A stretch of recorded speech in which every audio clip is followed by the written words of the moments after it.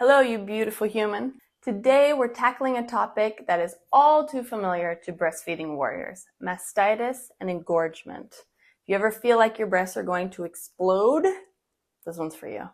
Although, do you like my baby hairs? This is another benefit of having children. You lose a lot of hair, but then it grows back in different levels. Why do we talk about engorgement? Engorgement is really important to understand.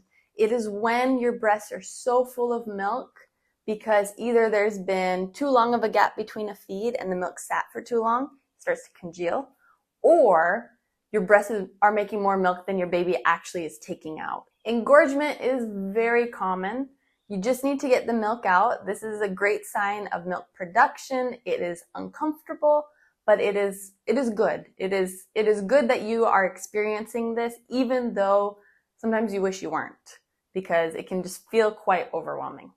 But the reason why I want to give a warning about this is because if your milk sits for too long, it can lead from engorgement, which is it's an uncomfortable thing, but it's easily resolved, to mastitis. And mastitis is something that's like, gotta act fast. We gotta get this tackled, or else it can grow into something I hope never happens to you. Mastitis, it can happen in a day or it can happen in an hour. It is very unpredictable.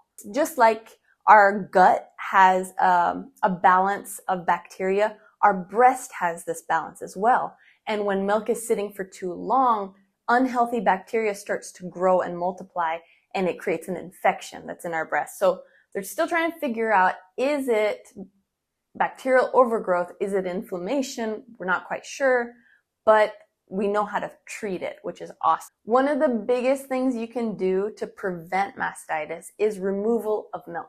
So I'm constantly saying you need to remove your milk frequently and effectively. Why? One, it will protect your milk supply and keep you making milk. But two, it will prevent you from getting mastitis, which is what I hope you don't experience. When you do, if you do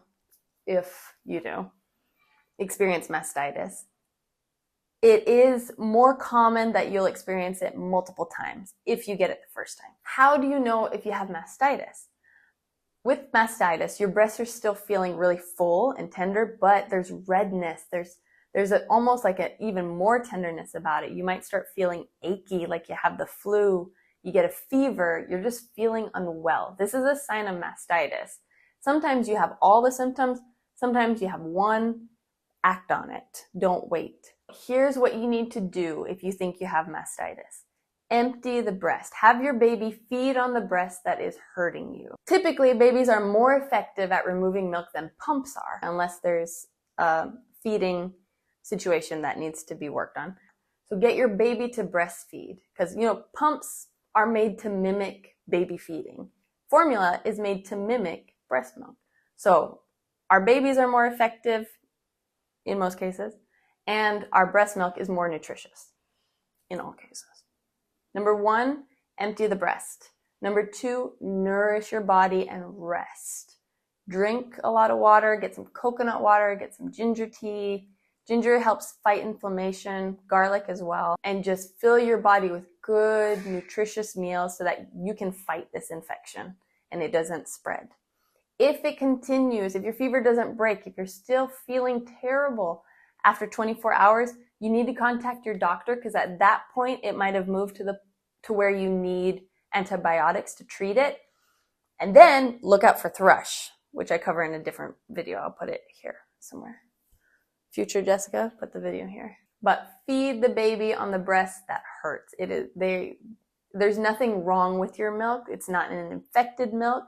It needs to get out of your body. Otherwise, your body will start to keep producing this infection, and it can spread and become an abscess, and it can get bad. So I want to protect you from it. If this video has been helpful in any way, if you've gotten any value from it, please like, subscribe, leave a comment, send me any questions that you have. I would love to hear from you. And go snuggle that baby. Love ya. See ya, pizza.